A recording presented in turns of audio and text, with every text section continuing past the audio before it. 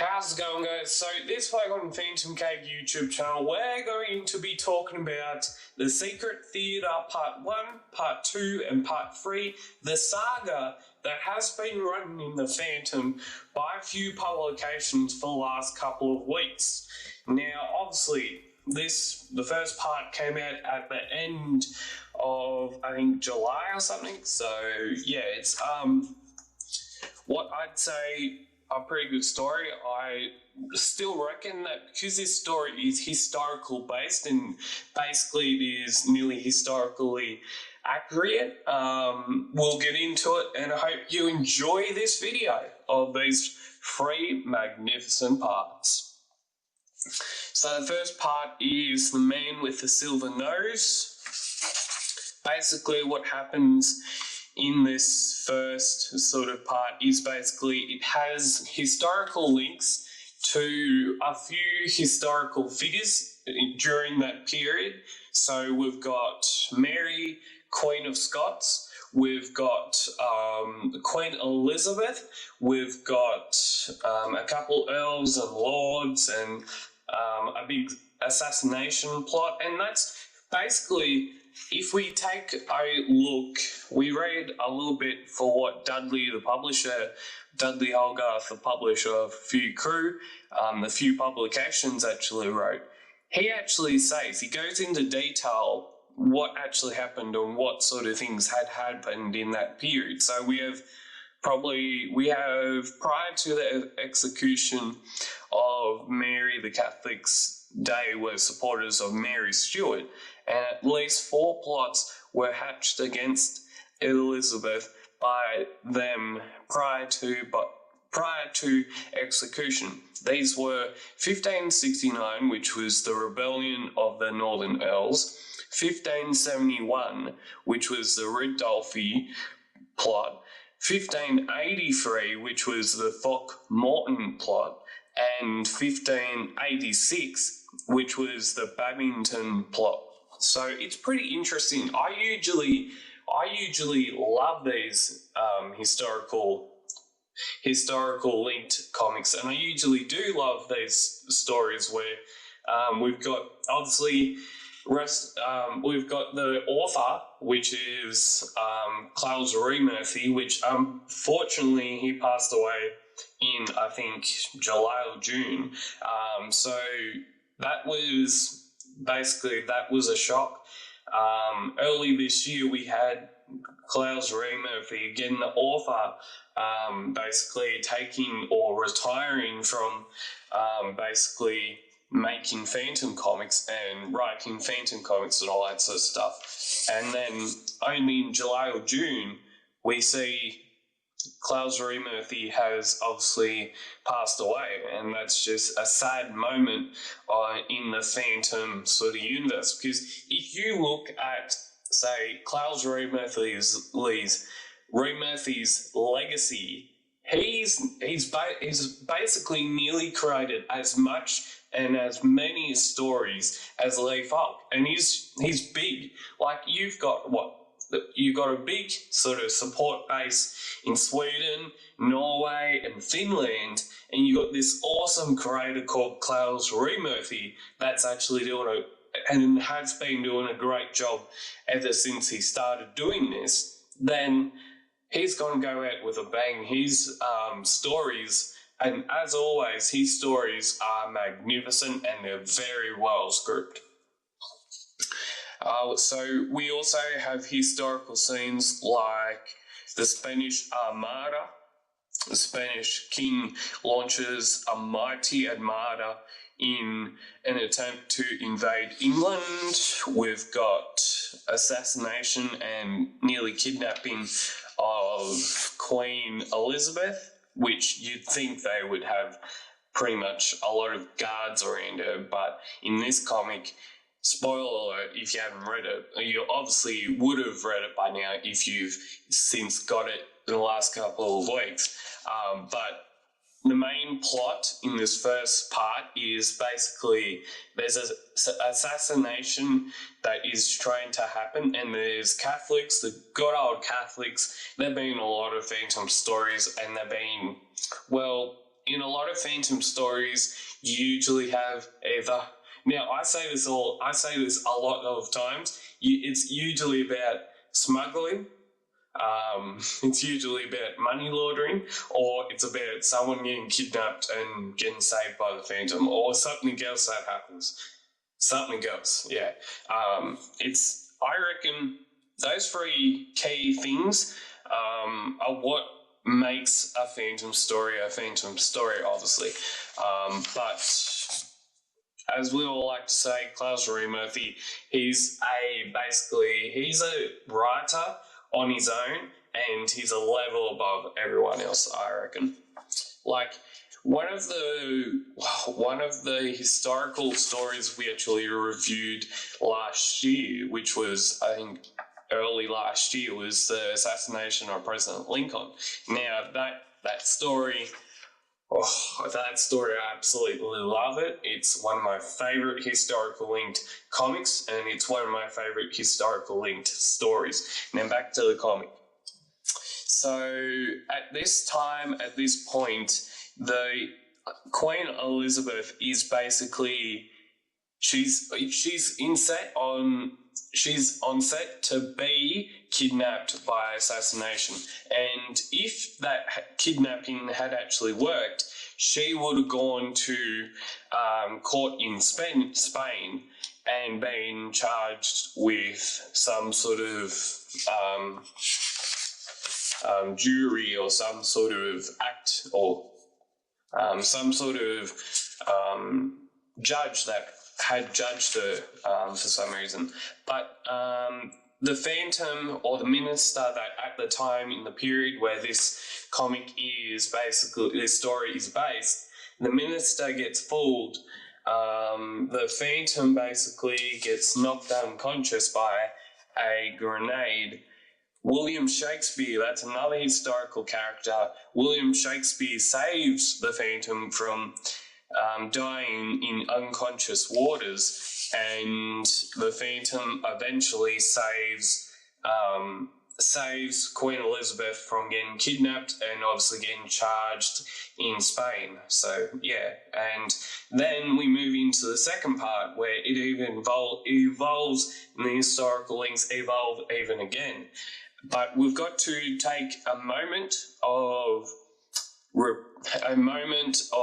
basically quiet time, and basically say our rest in peace for Claes Reimerthi. He was what you'd call a level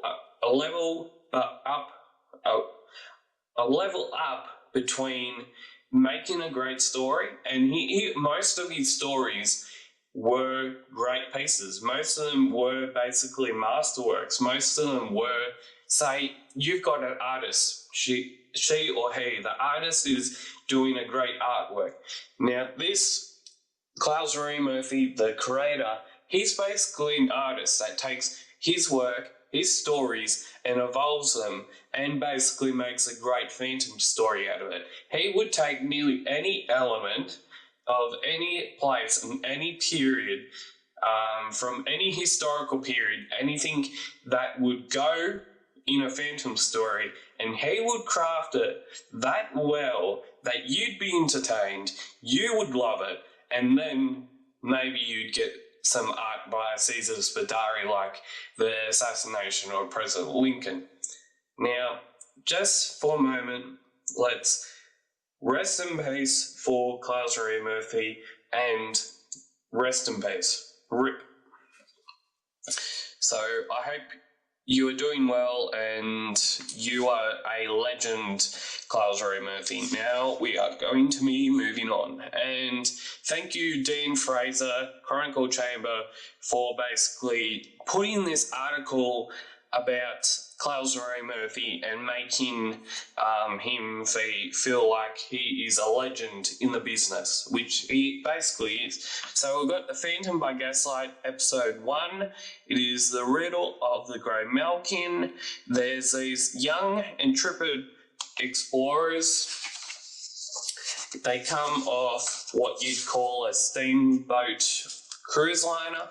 they are then trying to go into the jungle to look for this mysterious, this rare Grail Malkin, which in, I think, episode 2 or episode 3, Dudley Hogarth actually goes into detail on what a Grail Malkin is, what it means, and I'll be talking about that in later parts. So what I'd like to make aware, like, we've got the Phantom board game there if you wanted to buy it for $135, only available from Few Publications or phantomcomic.com.au. But what I'd like to basically take aware is look at this cover. Look at this beautiful cover by Grange Wallace. But also what I'd like to take on board is that you've got, this is dating back to the Phantom by Gaslight story that we're just having a look at.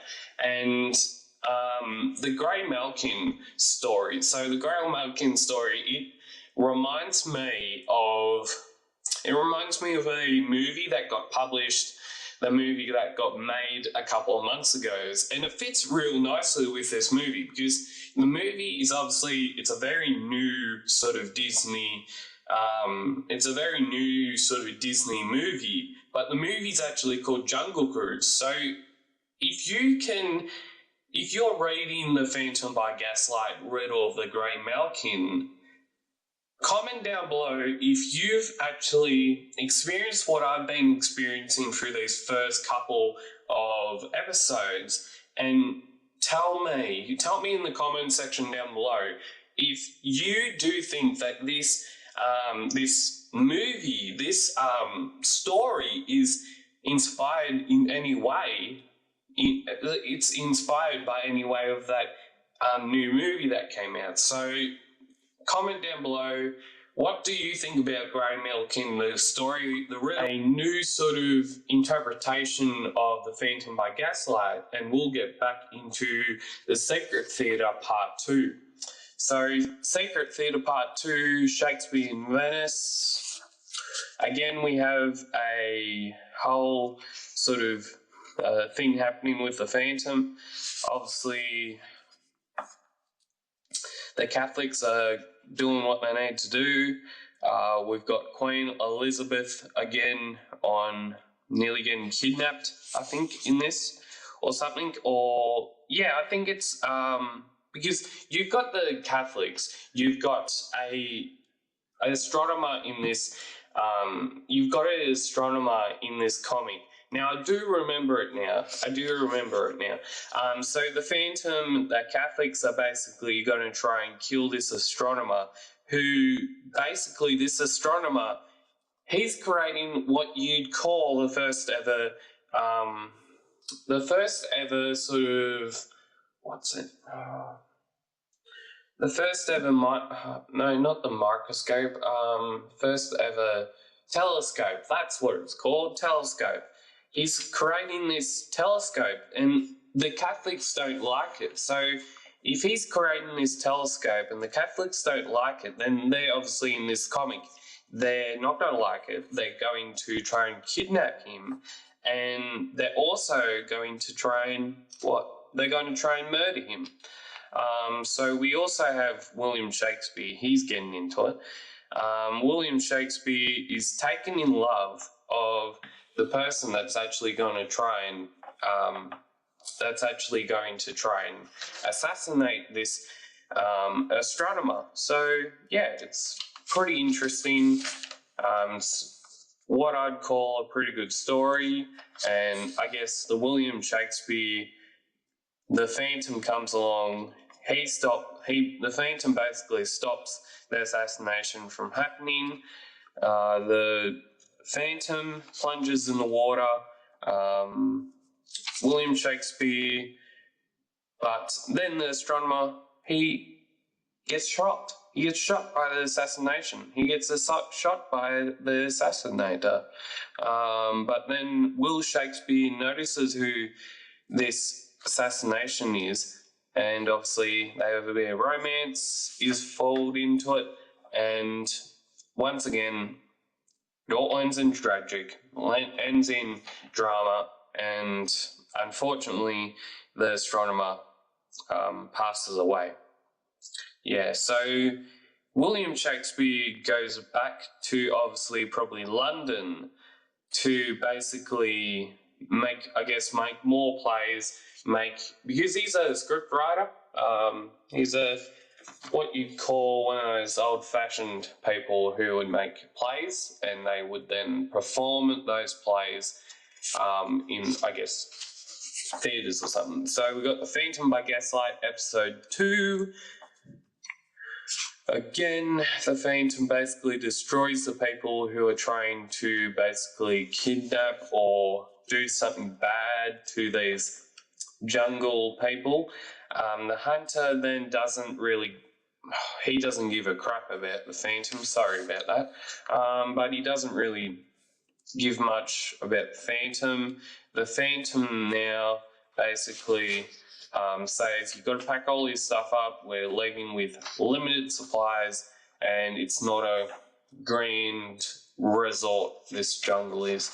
So the Phantom gets taken a photo, which back in, I think, the 18s, so I know this by a fact, that I'm pretty sure in the 1820s or 1830s, we had one of the first ever photographies, one of the first ever photos developed with obviously a number of chemicals.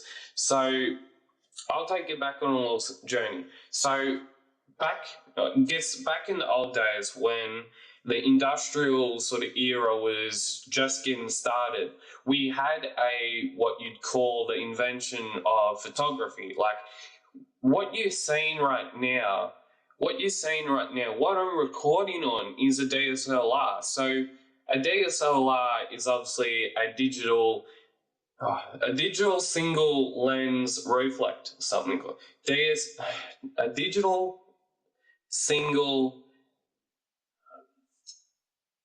DSLR. Yeah, a digital single reflex lens or something like that. But yeah, it's just interesting, and I love when they do these Phantom by Gaslight stories, and there we have it, a photo of the Grail Malkin, the mysterious Grail Malkin. So yeah. We also have another ad for the Phantom board game. I'm not going to read that out. We have the cover art for this week. Well, this comic is by Chuli Chan. And now we're going to be getting into Secret Theatre Part 3, the final performance. Cover art by Shane Foley, and his colour is Sarge. Beautiful. Beautiful. So the Phantom goes back to London. The older Phantom, the father of the current Phantom, well, not the current Phantom, but the time period's Phantom. So the time period's Phantom goes back to London and tries to hoax his basically son away from the entertainment side of it. He's trying to basically he's trying to tell his son, this is what you have been born to do. This is what you need to do, and you need to come home with me right now so we can. So basically, the Phantom can prepare the son for what a life full of destroying privacy, destroying cruelty and everything that else goes with it. So the son then doesn't go home. The Phantom goes home. He's basically the assassinator comes back. There's these goons at basically the main character's house. They force him into telling old mate what William Shakespeare is wanting to do. The William Shakespeare is going to host a play, which then again is eventually something will happen. the assassinator, this guy, Leonor, he goes to try and assassinate the boy that's obviously that's reporting back to this main person that's obviously going to try and do something late in the comic. He gets away. He doesn't get away. He gets shot. He goes into freezing cold water and then somehow survives and gets back onto the shore. He eventually gets basically cared for by some lovely, caring people. We see a riot of these rebel forces. They get pushed back. Leonor basically nearly takes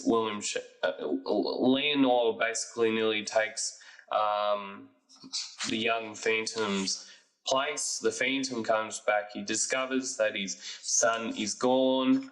The William Shakespeare and their host of cast members, they are going to be performing a performance for the Queen and superiors. And the way they're going to do this is basically the assassinator gets into where she needs to go. She's going to be performing, but also going to try and assassinate the Queen. The Phantom works it out. The Phantom basically saves the Queen from getting assassinated, and the assassinator eventually, unfortunately, passes away, and the Queen is basically safe and their son is recovered. So Phantom by Gaslight, again, this comic that is again wrote by Glenn Lubston and art by Jason Paulos. Again, it is great to see that we're still having an influx of Phantom by Gaslight stories, and it's just turning up to be a great story. We have the Grail Malkin. They find a plot and they find a reason to try and trap the Grey Malkin for possibly for scientific progress. And basically in doing so, the hunter gets a bit greedy and smothers what you'd call the lady in this liquid. Phantom gets trapped in his own trap. The Phantom gets trapped in his own trap with the Grail Malkin. He's in a struggle for death and life. Then the hunter shoots the Grail Malkin, and what we do find out is that the Grail Malkin had actually been caring for her own cubs. So the Grail Malkin, the red Grail Malkin, was basically she was a female, so she was caring for her own cubs. And what they do find in the original trap set by the scientific person and by the Phantom is all these cubs, and now they're racing against the clock to basically fix the female Grail Malkin, so basically she can look after her cubs, I guess. We've got another Phantom board game advertisement. If you didn't hear me early during the video, you can always get the Phantom board game directly from Few Publications or phantomcomic.com.au for $135 including postage. So if you would like to subscribe to the PhantomCave YouTube channel, then you can do so. You can subscribe, share, comment if you enjoyed this saga and if you enjoyed this review. And as always, keep Phantom Caving, and we'll see you next time on the PhantomCave YouTube channel.